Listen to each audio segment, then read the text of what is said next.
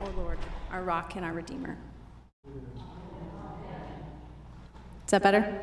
There we go. I can hear me now. A number of years ago, when I used to work in university chaplaincy, I preached every other week at a small worship service on campus.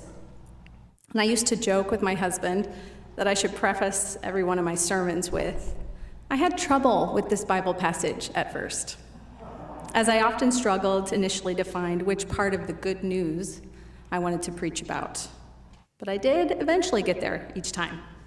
And the same seems to be true for the passage today.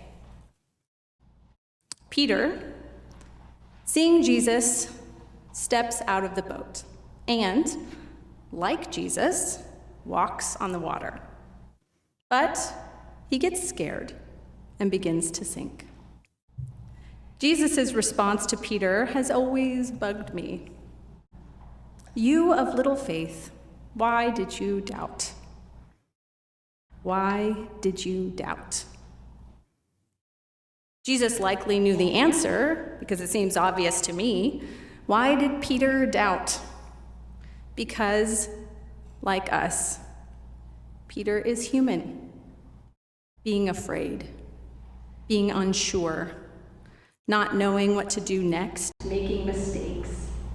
These are all things that make us human. You of little faith. Peter, who left his job and presumably his family. Peter, who changed his name from Simon. Peter, who was one of the first to recognize Jesus as the Messiah.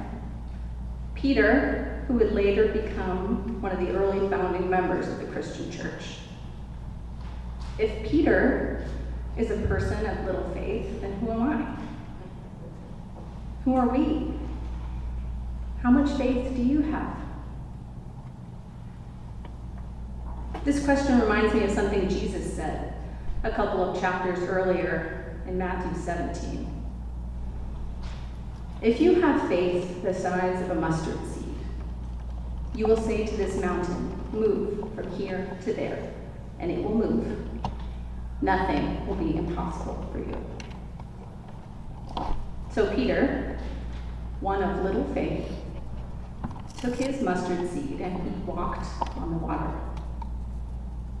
Yes, he sank, but for the briefest of moments, he was able to walk like Jesus. So when Jesus called Peter someone of little faith, was it derisive? Or was he referencing his earlier statement about faith the size of a mustard seed? I don't really know.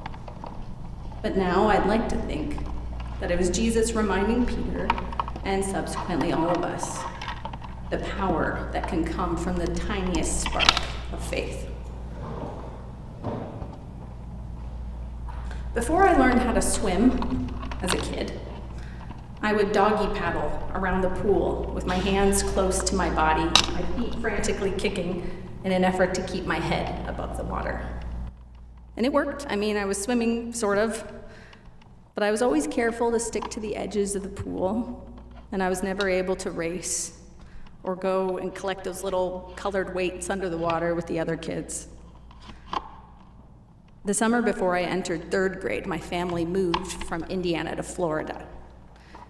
And my parents announced to my 3 siblings and I that it was time for us to learn how to properly swim with swimming lessons. My little brother and I were in the younger group, and we did lots of kicking and blowing bubbles, but eventually we had to get rid of our kickboards. And I was instructed to reach as far forward as possible with my arm, scoop the water, drag it back just when I reached forward with the other arm. This is, of course, how you swim. But for me, keeping my arms close to my body was essential for survival. It was the only way I knew how to keep my head above the water and therefore breathe. Reaching out my arm meant I would fall forward and sink, getting water in my eyes, my nose, my mouth. So I was reluctant to reach as far forward as I could. But one day, I decided to try. I remember feeling like I was sinking, maybe drowning. But as I reached with one hand, while also trying to remember to kick and hold my breath with water filling my eyes and my ears, I heard the voice of my swimming instructor saying, "That's it, you're swimming!" It didn't really feel like swimming, but I kept on trying. And when the water became too much and I was too scared of not being able to breathe, I dropped my feet down and my swim instructor caught me. And this happened over and over again until I learned how to turn my head to catch a breath, until I learned how to be comfortable with having my face in the water. The gospel passage today emphasizes the humanity of Peter, and therefore our humanity. If Jesus surrounded himself with 12 little Jesuses who did and said everything perfectly, it would be a more difficult story to see ourselves in. I have a lot more experience sinking than walking on water. The lesson of the story is not that Jesus is perfect, and we don't generally read the story and think Peter should have stayed in the boat with everybody else, although it would have been like the more prudent option for sure. In spite of the storm, those in the boat were safer, and they didn't sink into the water, but they also missed out on the opportunity to try. Seeing someone try, fail, sink, call out for help, and be rescued gives us a model for when we ourselves try to be like Jesus. Because we cannot expect to follow Christ's example without failing sometimes. So when thinking about Peter walking on the water and then sinking, one of my questions was, could he have done it without sinking? Can any of us expect to move through this world like Jesus and not sink? I don't know a single person who knew how to swim their first time in the water. I think it's important that Peter sank, that he tried and failed to be like Christ. That zealous, earnest, adoring Peter tried and failed to be like Christ. It's important because if even Peter fails, then I know I will too, in a million different ways, over and over again. But I also know that following the example set by Jesus, the radical example of loving neighbors and enemies, even at the sake of my own reputation, is worth the risk of sinking. And the more often I sink, the less scary sinking becomes. The more we practice trying, the more willing we are to fail. In chaplaincy, we learn to sit with people in possibly extreme emotional circumstances, and we offer facilitation of spiritual meaning-making at that time. Chaplains learn by using what is called action, reflection, action, which means you learn by doing, thinking about what you did, and then trying something new next time, and then thinking about that, trying something new the time after that, so on. I can't just read a bunch of books and then get to a point where I'm ready to be present to someone's full humanity. Their expressions of grief, sadness, pain, joy, hope, despair. I had to try and fail again and again.